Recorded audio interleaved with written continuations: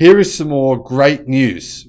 Germany, not all that long ago, was resisting EVs. They claimed they would lose more than 1 million jobs. But now they seem to have changed their minds. Hello, my friends. Welcome to the channel. I'm the Electric Viking. Great to have you here. I'll put a link to our Patreon account in the description below if you want to get on there and support the channel. That would be amazing. Ford have set a fantastic example recently of how we can support our local communities who have been struggling with the pandemic over the last couple of years. And I'll put a link in the description below to that video. Please check that video out. In other good news, Germany is now getting on board with banning internal combustion engine vehicles. Thank you, Germany. Good to see this. They've recognized the writings on the wall, and there's no point kicking and screaming like Japan is doing right now.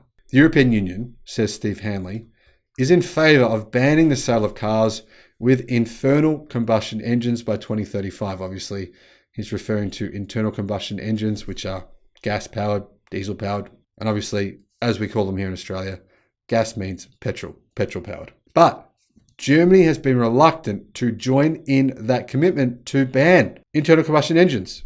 Yep, they've been trying to wriggle their way out of this one. Automobile manufacturing is enormous business in Germany. It makes up a huge percentage of their GDP. With Volkswagen, Audi, Porsche, BMW, Mercedes-Benz, plus tier 1 suppliers like Bosch, Siemens, and Continental accounting for hundreds of thousands of jobs and billions of dollars, all related to automobile production. Then there are all those who work in supporting industries like sales, advertising, insurance, and maintenance, who bring the total number of jobs supported by the German car business to well over 1 million people. I'd say it's close to 2 million. What if the EV revolution leads to a significant loss of jobs? As Herbert Diess predicted, it probably would. That could have serious economic, political consequences for Germany. And, well, if Germany decides to support EVs, then the German economy is in big trouble. And they expect that there'll be at least 800,000 job losses. That's like a lot of jobs, right? That's probably about, 3% of all jobs in Germany. That's enormous. Is it actually true? Well, it's true if they just sit on their hands and don't actually decide they want to transition to EVs.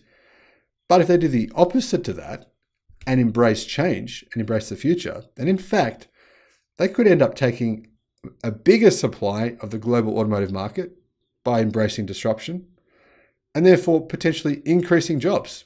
And that's the idea that Herbert Diess is trying to tell Volkswagen, right? He's trying to tell them, guys, rather than being afraid, we have to transition as quickly as possible so that you don't lose your job, so we can add more jobs. Now Politico reports that Germany has reluctantly and belatedly signed on to the 2035 European internal combustion engine vehicle ban and will ditch plans to lobby for key exemptions to EU carbon dioxide emissions targets, which is fantastic news. The change in policy came at a meeting at EU environment ministers this week and marks a milestone for Europe's largest economy, which has long opposed stiff pollution targets for the automotive industry. It has now put Germany in alignment with smaller, mostly rich countries that want to ban the sale of polluting vehicles by 2035 or, in many cases, sooner. The new German government stands behind the European Commission's draft, and this fully supports the end of the internal combustion engine for cars and vans in the EU from 2035. Steffi Lemke, Germany's environmental minister, said in an interview. Lemke is a member of Germany's Green Party. If you're from Germany, let me know about what your politics are like there. I don't know a lot about German politics. It'd be interesting to know. Last year, the Greens, Social Democrats, and the Free Democrats all called for ending the sale of gasoline and diesel cars in accordance with the proposed 2035 moratorium on selling gasoline and diesel-powered cars. That agreement would have allowed cars to continue using e-fuels, synthetic fuels that are chemically similar to fossil fuels after 2035. I see that as a complete non-factor. I mean, really? You really think someone's going to buy an e-fuel car, a synthetic fuel vehicle after 2035 versus buying a cheaper electric car? It doesn't make sense. I don't know why they think that would even happen. Anyway, it doesn't matter. Lemke said Berlin will now clearly support the original Commission position, leaving no room for e-fuels. The government backs all elements of the Commission's proposals, she said. calling Berlin's readiness to accept Brussels' plans a very big step forward. I would have wanted intermediate steps and more ambitious steps, Lemke said of her preference to strengthen the EU proposal. Instead, she said the market for electric cars is growing so rapidly that banning the sale of new gasoline-powered and diesel-powered vehicles will definitely be possible by 2035. So Steve Hanley says that the fear is that a sudden shift to EVs, as demanded by everyone from environmental groups to Volkswagen CEO Herbert Diess, will put hundreds of thousands, if not more than that, of jobs at risk. But experts say an exemption for e-fuels is simply unworkable. For vehicle types that are not covered by the CO2 standards, I always take the example of ambulances or possibly tractors. You will possibly have to find solutions, Lemke said, but as far as the standards are concerned, that means that new passenger cars and light commercial vehicles with internal combustion engines will no longer be allowed after 2035. That's good news for the Earth, which can surely use a break from the extravagant pollution that pours from the tailpipes of conventional motor vehicles today. Steve, great job with that last paragraph there. Very well written. I agree with Steve here, but I've got to say one thing. I think all of this is nothing. It's nothing. It doesn't mean anything. It's good publicity. Beyond that, it doesn't mean anything. It's madness to think that people would want to buy a vehicle that's inferior, which will cost more money in 2035. It just doesn't make any sense at all. The statistical likelihood that it won't be significantly cheaper to buy an EV with a minimum of 500 kilometers of range with LFP batteries in 2035 is, I would say, 1 to 1 million. It just doesn't mathematically make sense. Remember, if you look at the declining cost of batteries, and I know it's tempting to think, oh, but batteries went up last week. Oh, but just look at the history of the declining costs of the battery. Look at the last 40 years. That will continue even with temporary ups and downs. That will continue over the next 15 years. Why? Because once you mass manufacture a product, and it hasn't been truly mass manufactured yet, nowhere near to the way it's going to be, even within the next 24 months, the entire battery scale globally is going to completely change. With that, what will happen by 2035?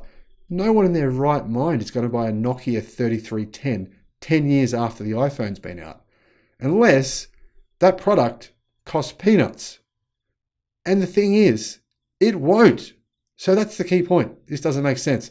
This is just political grandstanding in my view, but it doesn't matter. It's good marketing. And realistically, it's one of those things where it will push those little lemmings who want to stand on the edge of the cliff and no. It's going to push them over to make a decision. It's going to say, you know what? It's time to move on with the herd. It's time to move on with what everyone's doing. Interestingly, I actually think, based on my experience today, I went for a bike ride on my mountain bike today with my brother and my uncle actually. And riding an e-bike, it's amazing. It's a lot of fun. The funny thing is, all these mountain bikers out on the trails now, there's millions of mountain bikers riding e-bikes now. Are any of them riding petrol-powered ones?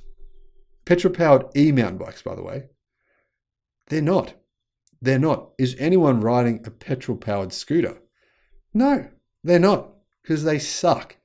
Because electric is just way better. Now, some muppet in the comments on Clean Technica has been claiming that this is going to mean that no one can afford to buy a car and everyone's going to have to go on the bus because cars will just be too expensive. And these kinds of comments make me laugh. In response, Jeff Willingham says to this comment, BEVs are average price or above. But you're right, there are fewer models that are below the average automobile price. Today, I will add. Of course, this ignores the significant savings for people that actually hold onto their cars for several years, and the extremely strong resale value or lack of depreciation, meaning people that do sell manage to recoup a significant chunk of their money. Case in point, Tesla is making people in China right now sign a contract to not resell their car within 1 year because they're selling them for more secondhand than new. But to behave as though this will remain true for the next 13 years is to ignore several factors, including significant, massive increase in battery supply in the next few years, as factories currently are planning or in construction to start producing batteries at massive scale. All the high-value cars being sold new will be second-hand, and probably third and fourth-hand by 2035, ensuring a good choice of second-hand EVs. Chip shortage issues will be sorted, along with other current supply chain pressures, removing one factor helping to keep prices high at the moment. Increased competition will drive more companies to target underserved segments, including the smaller and cheaper ones. China is more than happy to take all of that market from the West, I can assure you. Imports from China will offer low-cost competition, helping to force other companies to lower their prices or to go bankrupt because they have no other choice. So the good news is, by 2035, ICE cars will be dead.